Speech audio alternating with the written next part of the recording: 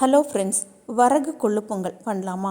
இந்த வரகு கொள்ளு பொங்கல் செய்கிறது ரொம்ப சிம்பிள் தான். ஆனால் இது டயட்டில் இருக்கவங்கலாம், இது சுகர் பேஷண்ட்டு, டயட்டில் இருக்கவங்களாம் கண்டிப்பாக ட்ரை பண்ணி பாருங்கள். இதுக்கு நான் 1 டம்ளர் வரகரிசி எடுத்து ஒரு 4-5 ட்ரிப் கழுவிக்கணும். ஏன்னா மில்லட்ஸில் எப்போவுமே கொஞ்சம் அழுக்கு அதிகமாக இருக்கும்.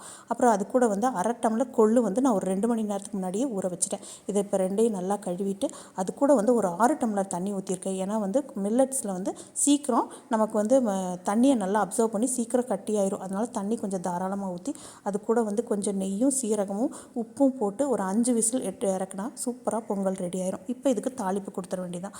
இதுக்கு நெய்யும் எண்ணெயும் ஊற்றி இது காஞ்சதுக்கப்புறம் கொஞ்சம் கடுகு, சீரகம், அப்புறம் மிளகு நல்லா தட்டி இருக்கேன் நான். அந்த மிளகு ஆட் பண்ணிவிட்டு கூடவே கொஞ்சம் இஞ்சி பொடியாக கட் பண்ண இஞ்சி, அப்புறம் வரமிளகா, கருவேப்பிலை, கூடவே முந்திரி இதெல்லாம் போட்டு நல்லா எண்ணெயிலே ஃப்ரை ஆனதுக்கப்புறம் அதை இந்த பொங்கலில் ஊற்றி அதில் உப்பு செக் பண்ணிவிட்டு அது கூட கொத்தமல்லி தழை தூவி இறக்குனா சூப்பரான பொங்கல் ரெடி. இந்த பொங்கல் அவ்வளோ டேஸ்ட்டாக இருக்கும் சாப்பிட்றதுக்கு. நல்லா டயட்டில் இருக்கவங்களுக்கு இது ரொம்ப யூஸ்ஃபுல்லாக இருக்கும். இதுக்கு சிம்பிளான ஒரு சாம்பார் தான். இது சாம்பாரில் சாப்பிட்டா தான் ரொம்ப நல்லாயிருக்கும். பாசிப்பருப்பு வச்சு பண்ணியிருக்கேன். பாசிப்பருப்பில் வச்சு பண்ணுற சாம்பார் எப்பவும் டேஸ்ட் ரொம்ப நல்லாயிருக்கும்.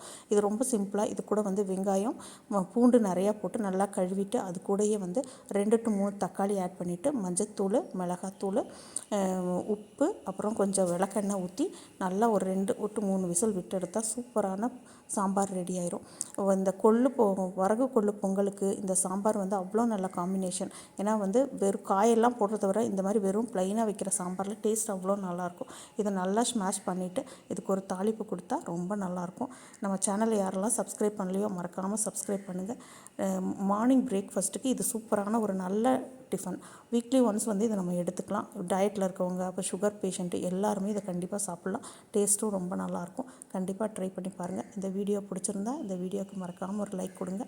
நம்ம சேனலை யாரெல்லாம் சப்ஸ்கிரைப் பண்ணலையோ மறக்காமல் சப்ஸ்கிரைப் பண்ணிடுங்க. தேங்க்ஸ் ஃபார் வாட்சிங்.